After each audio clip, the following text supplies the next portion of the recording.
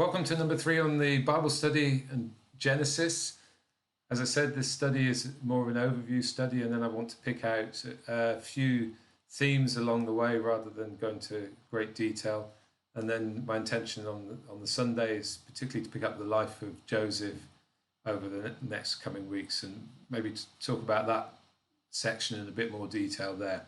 So the first week we looked at the overview of Genesis and really encourage you to go back and have a look at that if you haven't already.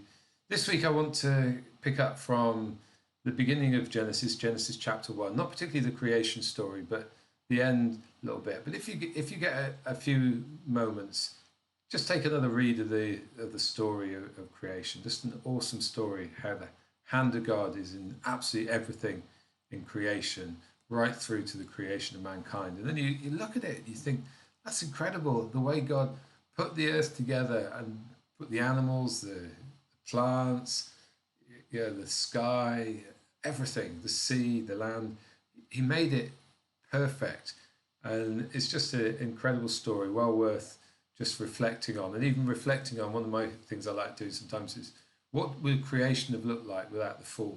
You can look at that and you realize that a lot of things would be different, because instead of animals eating animals, which means they need camouflage, then they would have been able to display their beauty in even more incredible ways. And it always amazes me as well with creation.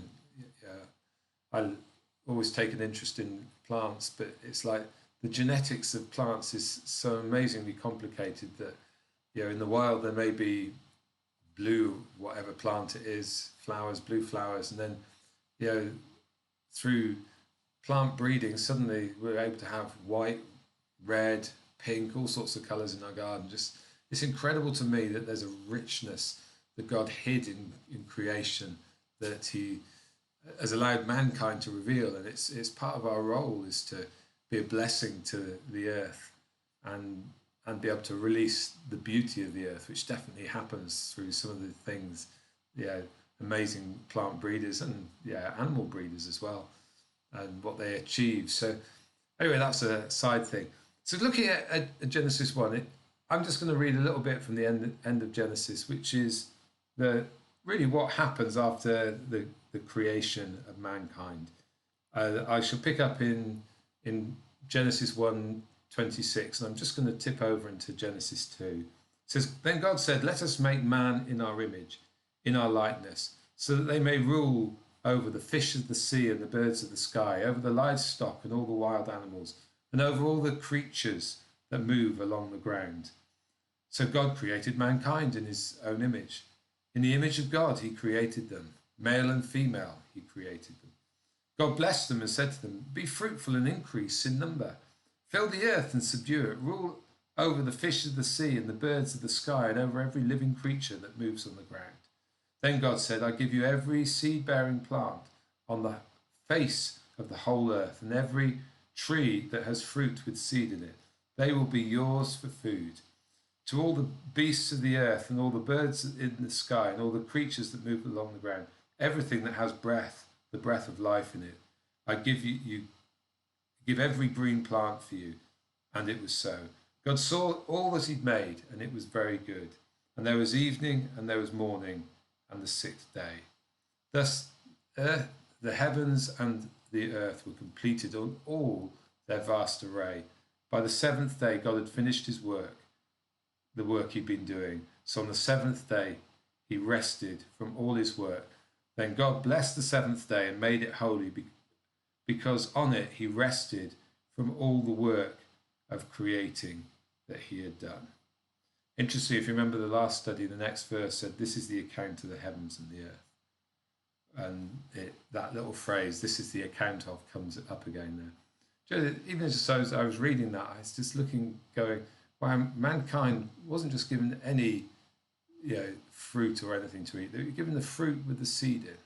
I think that's a real principle in everything that we taste and experience of God. It has a seed. And the seed has an ability to reproduce. And it's like for us, when we experience God, we may experience someone that's incredible prophetically. And when we experience what they bring in hearing God, we've had the fruit, but that fruit contains the seed. And the question is, will we be an environment to cultivate the seed? When you hear the word is the fruit and can really benefit you. But if you want the ongoing benefit, you need that seed of that word to grow in your own life and become established. So that's, again, just something just thinking about then as I read that scripture. The bit I want to focus on today for us is the whole thing of rest. It says on the seventh day, God had finished the work that he'd been doing. So on the seventh day, he rested from all his work. And I'll illustrate over this study and the next one, but so many things in Genesis seeded early on in the Bible. And then the whole theme and what they're about develops as time goes on. And in so many ways, Genesis is the beginning book. It's God reveals something of his principle, not the whole picture, but just those little tasters. And we'll see later on how even right down to the cross and what Jesus did on the cross, the fall causes, or at the fall, we see the curse and the impact of the negative come in, but Jesus overcame them on the cross.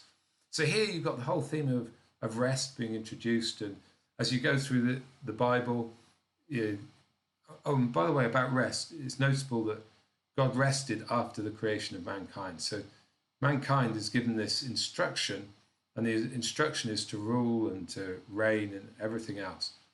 But the starting point of that rule and reign is rest. Day one is rest. Yeah, I think we could think the other way around. It's like, oh, I've got to the end of the week, I need a rest. No, I've got to the beginning of the week. I start in a place of rest. And if you go through the Old Testament, you come to the bringing of the law. What's brought in there? It's the Sabbath. The Sabbath rest is a very important part of the weekly cycle of the Israelites. In fact, when they went out to collect the manna, they were told that on the Sabbath they weren't to collect the manna. And miraculously, that when they collected the manna the day before the Sabbath, there was enough to cover the Sabbath. It was like what they collected seemed to multiply somehow. Manna it's a separate study, but it's the most incredible stuff. It has an ability to multiply. But the thing they were told on every other day of the week is don't keep it. But on the Sabbath, they could keep it before the Sabbath. And it was their provision. So they were given the Sabbath day as a day of rest. And then they were also given, with the land, every 7 years, they gave the land a rest as well. So on the seventh year, the land, or on the sixth year, the land produced enough harvests so they could, be well fed and looked after on the seventh years. So that it was built into creation that the land needed a rest to recover and to recuperate. And then you had this amazing thing called the year of Jubilee, and a very important and key part of their calendar. On the year of Jubilee, so year 48, they had a harvest. Year 49, it was obviously the Sabbath year, and so they had a rest. Year 50, the year of Jubilee, they had another rest. Now, the year of Jubilee in rest was a really, really important year, because if for some reason you'd become poor, and according to the blessing and cursing, probably the only reason you'd become poor it was to do with this whole thing of disobedience and disobeying God, because there was a promise of blessing if you obeyed him. And so there could be anything going on behind there in the Old Testament times. But if you'd had to sell yourself into slavery or sell your land or anything like that, the amazing thing is in the year of Jubilee was the year of setting free. So on that year, there was a restoration of everything to its rightful owner. And if you were a slave, you were set free because you couldn't stay a slave. So that's the year of Jubilee. So it's a year of God's provision without working. It's the second year of provision without working. But then it was a year of rest and restoration. Let's quickly just pop into the New Testament. And we're told in Hebrews that we have a Sabbath rest. So when we're born again, we step into this rest that in the Old Testament they had once a week, once every 7 years, and an extra dose on the year of Jubilee. So now just start to look at this and think, so what's rest about? You know, and on one hand, it's the obvious thing. Rest is about just stopping and, you know, breaking that normal routine and being able to physically feel refreshed and restored. But I think there's a whole lot more that's tucked away in the Bible understanding of rest that if we can grasp hold of, becomes an important part of when we think of ourselves as taking a rest and a break. You see, the year of Jubilee and that year of rest was actually a year of restoration. And I think the focus there, you know, that focus of people being released from slavery. Now, you have to think about in the New Testament, in Romans, we're told we're no longer slaves to sin. We're set free. You know, in the New Testament, when Jesus came, he came to restore that which was lost. So you have this parallel that salvation is a type of year of Jubilee, but it's an ongoing year of Jubilee. And I would just draw out for us the place of rest is important, not just to have a sleep, have a nap, whatever, but the place of rest is an important part of our walk and life with God as part of our restorative process. So when you stop from your normal routine of life, you're actually giving yourself space to check out, are there areas in my life that have built up that need resolved, that need dealing with? See, the year of Jubilee was a year of forgiveness. The year of Jubilee was a year of release. The year of Jubilee was the year of restoration. You know, that place of rest was a place of release. That place of rest was a place of forgiveness. That place of rest was a place of restoration.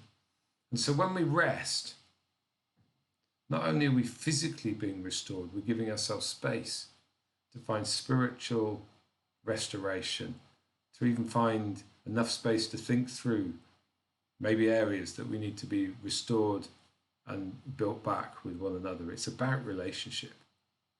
Yeah, you think if you were in the year of Jubilee and you've been set free, it was a year of party, it was a year of celebration. Rest includes celebration. You see, we can think that the Sabbath rest is a place of almost rest can be, oh, I don't do anything.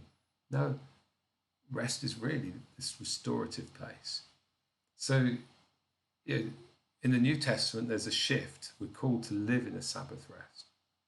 We're called to live as if we're living in the year of Jubilee constantly. So, in that sense, having a day off a week isn't the focus. It doesn't cause that to disappear. I think that relaxation time is an important part of our life and well-being. But it brings it into sharper focus. Are we living consistently in a place of rest with God? Are we forgiving? Are we being restored? So can you see here? We'll just draw this in. You see, from Genesis, you have something that's introduced, rest. And then it's something you can follow through the Bible. And you get to the New Testament, and you get this full picture of what it means emerging. So if you get a few minutes today or over the next few days, have a look at Genesis, and then look up Jubilee in the Bible and look up rest, and just see that theme flowing through. Then ask the Father, is there areas where you're not giving yourself space to experience the rest that will be restorative to your well-being and to those around? Okay, hopefully you've enjoyed the thought for the day, and look forward to being with you on Thursday, or in the next session, where I'm going to be looking at a little bit about the fall.